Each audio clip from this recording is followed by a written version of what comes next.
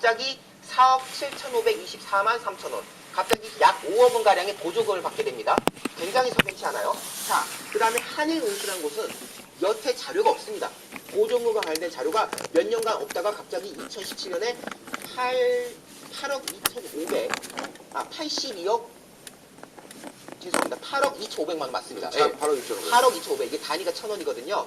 8억 2,500만 원. 그러니까 자료가 쭉 없다가 갑자기 2017년에 8억 원가량의 그 보조금을, 정부 보조금을 받았다라는 이야기가 나오고 있고요.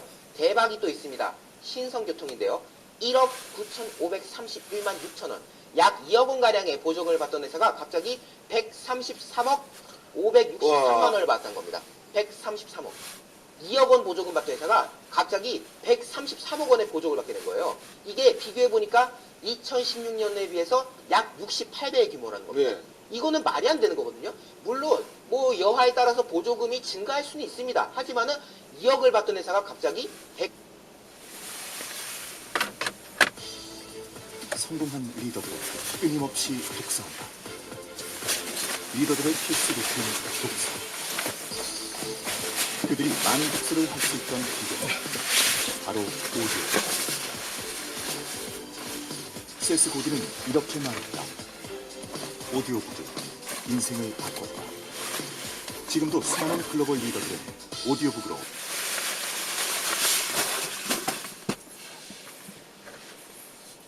안녕하십니까. 공병호TV의 공병호입니다. 식물 경기는 침체 일로를 걷고 있는데 서울의 아파트 가격은 고공행진을 계속하고 있습니다. 많은 분들이 댓글에 이 문제를 한번 다뤄줬으면 좋겠다는 그런 말씀도 있었고, 동시에 제 자신이 궁금합니다. 왜 서울 아파트 가격은 계속 오르는 것일까? 그리고 앞으로 언제까지 오를 것인가? 이런 점을 한번 다루도록 하겠습니다. 이 분야에는 부동산 문제만 갖고 평생 동안 활동해온 고수들이 많기 때문에 제가 여러분 드리는 것은 일종의 가설이자 전망이다 생각하시고, 그 다음에 직접 구매를 하실 때는 여러분이 더 심사숙고하시기 바랍니다. 서울 집값의 현주소입니다. 사실 서울 아파트 가격이 심상치 않습니다. 그 이유는 서울 아파트 주간 상승률이 1년 만에 9월 28일 최대치로 기록했습니다. 그리고 서울 지역의 주민과 중개업자가 느끼는 일종의 부동산 가격 상승률입니다. 국토연구원이 발표한 부동산 종합지수 1년 4개월 내에 가장 높은 수치입니다. 그리고 2018년 9월 13일 부동산 대책 이후에 조정기에 적용됐습니다. 서울의 아파트 가격은 지난 7월 초부터 시작해서 13주간 연속해서 상승 추세를 기록했습니다. 사실 많이 오르는 몰랐습니다. 얼마 아파트 같은 경우는 84제곱미터당 5년 전에 9억을 했습니다. 19억을 했습니다. 15억 정도 했습니다. 대단히 큰 상승폭. 전문가들이 보는 서울 집값, 이 질문에 대한 답을 한번 정리해보겠습니다. 마침 중앙일보가 9월 27일 4명의 전문가들에게 물었습니다. 3명은 상승을 시행하고 있지 않을 것이다. 한 명만 정권 말기 22년 말까지 할 것이다. 그렇게 답했습니다. 대부분은 얼마 가지 않을 것이다. 그렇게 답했죠. 송인호 KDI 경제전략연구원의 상승세가 3, 4개월 가다가 멈출 것이다. 이렇게 답을 했습니다. 그 다음에 KB 국민은행의 부동산 수석 전문위원으로 있는 박원갑 씨는 상승 흐름이 오래 갈 것 같지 않다. 서울 아파트 가격은 지난해까지 5년가량 식물 경기와 대립해서 이상 과열 현상을 보였다. 버블을 의심할 만한 상황이다. 그 다음에 동국대 부동산학과 이현숙 교수는 경제 실적이 별로 안 좋기 때문에 집값만 계속해서 오를 수가 안녕하세요, 없다. 이 여러분. 사람은 다 이제 얼마 가지 않을 것이다. 이제 퇴근했는데요. 퇴근길에 그렇지 않다고 답합니다. 공병호 박사님 한국건설산업연구원 선임연구원입니다. 최소한 정권 말기인 2022년까지 상승 곡선을 그릴 것이다. 경기 침체로 서울 아파트 값이 떨어지는 게 아니라 경기 침체에 따라서 서울 아파트에 대한 완전한 가격에 대한 이야기를 하고 계십니다. 오히려 서울 아파트의 수요가 쏠리고 가격이 오를 가능성이 크다. 그러나 2022년 이후는 한번 들어보시죠, 여러분. 여러분들이 위에서 제시한 네 가지 전망과 가설 가운데서 어느 쪽이 마음이 드십니까? 여러분 생각을 한번 정리해 보시고 또 오늘 방송을 끝까지 다 들으시고 난 다음에 여러분이 궁금한 점 같은 경우도 댓글 남겨주시면 좋은 그런 정보 공유가 될 거로 봅니다. 서울 아파트 가격에 대한 전망, 제 의견을 한번 정리를 해봤습니다. 첫 번째 가장 중요한 변수는 시중에 유동성이 얼마나 공급되는가가 가장 중요하다. 전 세계적으로 경기가 침체하면서 주요 국가마다 경기를 살리기 위해서 금리를 낮춰가지고 통화 공급을 증가시킵니다. 그렇기 때문에 중요한 것은 우리나라도 추가적인 금리 인하가 하늘이 불가피할 아주 것이다. 글루미하네요. 그럼 우리나라에서도 그렇죠? 시중에 유동성이 굉장히 많이 공급돼가지고 돈이 내일은 또 출구를 중요한 찾기 위해서 날이에요. 이리저리 그렇죠? 아마 다닐 수밖에 없을 것이다. 그렇게 우리가 예상을 할 수가 있죠. 가장 중요한 것이 전 세계적인 추세 속에서 한국만 금리를 올리는 것이 아니고 하느니 추가적으로 기준금리를 낮출 수밖에 없는 그런 상황이다. 그럼 시중에 유동성 공급이 늘어난다는 점이 아주 중요합니다. 그 다음에 또 한 가지는 3기 신도시 건설에 따라 가지고 토지 보상금이 막대한 액수가 풀립니다. 그것이 내년까지 예상대로 3기 신도시가 순항하면은 45조 원 정도가 시중에 풀릴 예정입니다. 굉장히 큰 거죠. 역대 최고로 풀렸던 것이 2006년도에 2009년도입니다. 34조 8천억까지 풀렸습니다. 그러니까 그 액수보다도 10조 원 정도 많은 액수가 내년까지 풀리게 될 겁니다. 보상금 가운데 그 당시에 2006년에는 전체 보상금 가운데서 37%가 부동산 시장으로 되돌아왔다는 그런 연구 결과가 있기 때문에 이번에도 마찬가지 아니겠느냐 그렇게 생각합니다. 다시 이야기하면 풀린 보상금이 아파트 시장에 유입될 가능성이 높다는 것. 그 다음 이제 세 번째는 저금리 하에서 마땅히 돈을 굴릴 수 있는 그런 대체 투자처가 마땅치 않다. 주식은 좀 위험한 것 같고 그 다음에 토지는 너무나 장기간 묶여 있을 것 같고 그러니까 황금성도 높으면서 잘 알 수 있는 것처럼 그렇게 여겨지는 자산이 바로 아파트라고 볼 수 있습니다. 그래서 아파트에 돈을 묻어두려고 하는 사람들이 당분간은 많아질 수밖에 없지 않겠느냐 그런 판단을 할 수가 있습니다. 이런 수요 측면에 반해가지고 공급은 상당히 물량이 줄어드는 추세입니다. 민간 택지 분양가 상환제하고 그 다음에 재건축 초과 이익 환수제 이런 제도들이 아파트 공급을 계속해서 줄여나갈 것. 그리고 수도권에서 30만 가구를 짓는다고 하지만 실제로 서울 시내에 지어지는 그런 아파트 총수는 3만 9천 가구에 불과합니다. 통상 업계는 서울에 매년 한 5만 가구 정도가 공급이 돼야 수요와 공급이 일치한다 이렇게 봅니다. 2020년에는 서울의 아파트 공급량이 한 3만 5천 가구, 1만 5천 가구가 부족한 겁니다. 그 다음에 2020년에는 4만 1,512가구 별 문제가 없습니다. 그러나 2021년부터는 거의 50%밖에 물량이 공급이 되지 않습니다. 2021년도는 현재 기준으로 2만 644가구가 이렇게 공급될 예정입니다. 그러면 2021년부터는 본격적으로 입주 물량에 대해서 50% 정도밖에 공급이 되지 않기 때문에 공급은 줄어들고 시중의 유동성은 많아지고 자연 가격이 오를 수밖에 없습니다. 그런데 얼마까지 그렇게 가격 상승세가 될 것이냐 이런 문제가 있습니다. 앞에서 4명 가운데서 두성규 한국건설산업연구원의 선임연구위원은 문재인 정부 말긴 2022년까지 아파트 가격이 상승하고 그 이후로는 아무런 언급도 하지 않습니다. 제 생각은 조금 다릅니다. 아파트 가격이 크게 하향으로 조정받는 시기가 분명히 올 것이라고 봅니다. 당분간은 유동성이 풍부한 그런 시점까지는 계속해서 오르겠지만 그 시점은 문재인 정부의 집권 말긴 2022년이 아니고 한국이 장기 불황의 와중에 경제 위기와 같은 상황을 맞으면 그때는 빌딩이나 토지와 마찬가지로 아파트들도 시장의 매물로 상당히 많이 쏟아져 나올 수밖에 없지 않겠느냐. 바로 그 시점. 그러니까 불행히도 우리가 경제 위기를 경험하게 되면은 그때는 자산 가격이 전반적으로 폭락하는 수준이 될 것이고 그때 아파트 가격이 크게 조정을 한 번 정도 받을 수밖에 없지 않겠느냐 그런 생각을 하게 됩니다.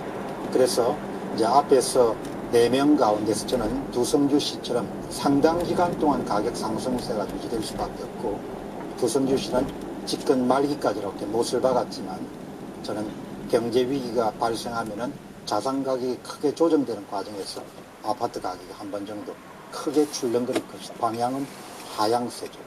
그렇기 때문에 현재 30대 가운데서 많은 분들이 아파트 시장에 뛰어들어서 이제 아파트를 확보하는데 그때는 한 번 정도 더 심사숙고해야 되지 않겠냐 그런 생각을 갖고 있습니다. 여러분들 좋은 의견이 있으시면 댓글에 남겨주시기 바랍니다. 분명히 해야 할 것은 지금 제가 말씀드린 것은 일종의 유력한 가설 가운데 하나입니다. 공병호TV의 공병호였습니다. 감사합니다. 네, 감사합니다. 공 박사님. 공 박사님 바라본 한국 부동산, 특히 서울 지역의 부동산에 대한 예측을 가설로 해서 말씀해 주신 것 같아요. 그 기저에는 아마도 우리나라 경기가 급격히 하락하고 또 위기를 맞이할 것 같다는 생각을 많이 하시고 계시는데요. 뭐 도처의 많은 부분에서 그런 시그널이 일어나고 있죠. 가장 큰 시그널 중 하나가 저임금에 대한 대책, 그리고 근무 시간에 대한 52시간, 일주에 52시간에 대한 전 사업장에 반영한 내용 등이 우리의 산업 현장 근무 환경을 악화시킨다고 생각하고 계시고 또 많은 분들이 그렇게 예측하고 있습니다. 실제 산업 현장이나 또 기업을 하시는 분, 자영업을 하시는 분에게 근로시간과 저임금에 대한 문제는 굉장히 치명적이어서 많은 분들이 이 사업을 접고 있죠.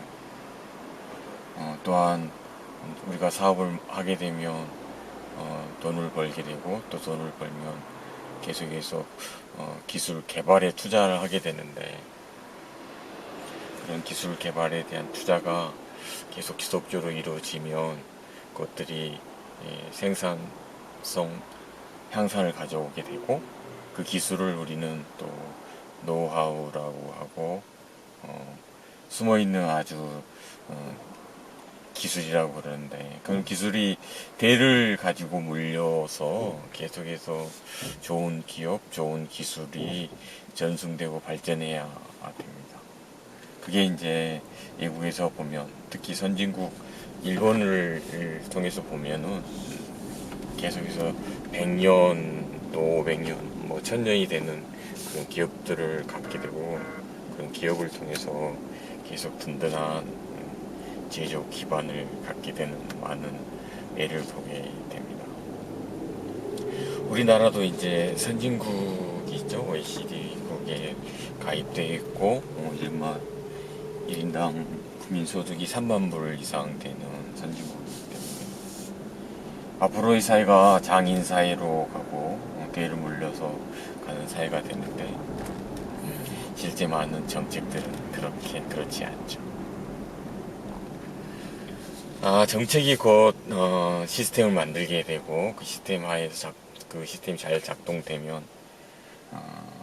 건전한 기업 환경과 경쟁 체제가 돼서 경쟁력 있는 또 경쟁을 가지는 나라가 될 것 같아요. 그런데 많은 부분에서 아쉬운 부분이 너무 많은 것 같아요. 참 우리나라는 어떻게 가야 될까요? 앞으로 정말 힘들어지고 있고 점점 우리에게는 시간이 부족합니다. 그리고 시간이 지나더라도 나아질 기미는 더욱더 보이지 않고 있습니다. 우리는 어떻게 해야 되나요? 고민이 많죠. 전에는 민주화된 나라, 정의로운 나라를 위해서 젊은 날 투쟁도 하고 그랬었는데, 그리고 열심히 또 산업 일꾼이 돼서 밤을 새며 일을 하고 오늘에 와 있는데, 작금의 우리나라는 점점 기울어 가고 있습니다. 너무 아쉽죠. 전에 늘 우리 학생들에게 이렇게 얘기를 했습니다. 오늘은 5천년 역사 중에 가장 잘 사는 하루다 하고 외쳤는데, 이제는 아닌 것 같아요. 점점 이제 그 같은 이야기를 하기에는 자신이 없어지는 오늘, 또 오늘이 되어가고 있는 것 같습니다. 무엇이 문제입니까? 어디서부터 잘못됐을까요? 하고 우리가 고민하고 그것을 개선하는 그런 성찰의 시간이 필요할 것 같아요. 세상을 바라보면은 눈에 보이는 것이 전부는 아니죠. 눈에 보이는 것 이면에는 수많은 이야기와 무도가 숨어 있음을 우리는 알게 됩니다. 2019년 10월 18일인가요? 오늘 18일 현재 대한민국은 어디로 가고 있나요? 그렇게 부르짖던 검찰 개혁, 그 계획을 한다고 할 때 자신에게 이롭지 않으면 개혁이 아니고 이로우면 개혁이 되는 작금의 사태를 보면서 우리는 다시 한번 어떻게 대한민국 시스템을 구축해야 되고 또 만들어 가야 될지 정말 고민스러운 순간입니다. 거대한 대한민국 호는 많은 사람들이 고민하고 있고, 또 노심초사 기도하는 사람도 있고, 열심히 투쟁하는 사람도 있고, 또 많은 사람들은 또 보이는 것만 가지고, 또 자기가 원하는 것만 가지고 원칙과 옳음과 그름을 생각하지 않는 그런 사람들도 많이 있습니다. 하지만 좀 더 시간이 지나면 그들 또한 옳고 그름에 대한 문제에서 자기의 가슴에 손을 얹고 옳은 편에 서리라고 생각합니다. 그러한 나라가 위대한 우리 대한민국이 아닐까 생각을 해봐요. 침몰해가는 대한민국 후 전장이 비록 시원치 않잖아요. 많은 사람들이 그 배가 멀겋게 갈 수 있도록 우리 모두 노력하고 힘을 합칩시다.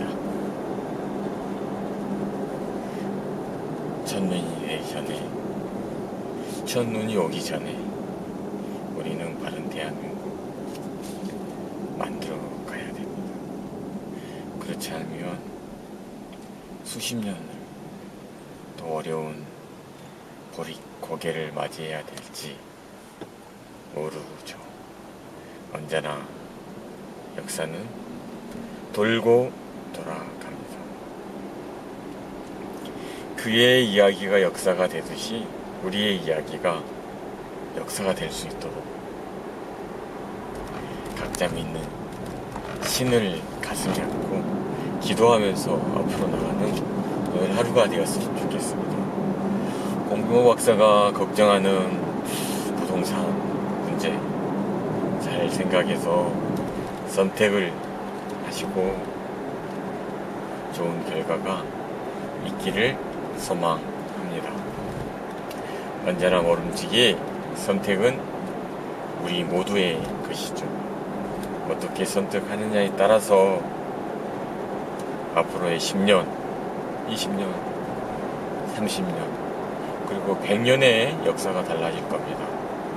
중요한 기로에 우리 대한민국 호는 서 있습니다. 여러분이 있는 그 자리에서 다 같이 노력합시다. 투쟁하고 성찰하는 귀한 여러분이 되기를 소망합니다. 오늘은 공병호 박사님의 이 귀한 이야기를 들으면서 저녁 퇴근길을 여기서 마치겠습니다. 여러분 사랑합니다.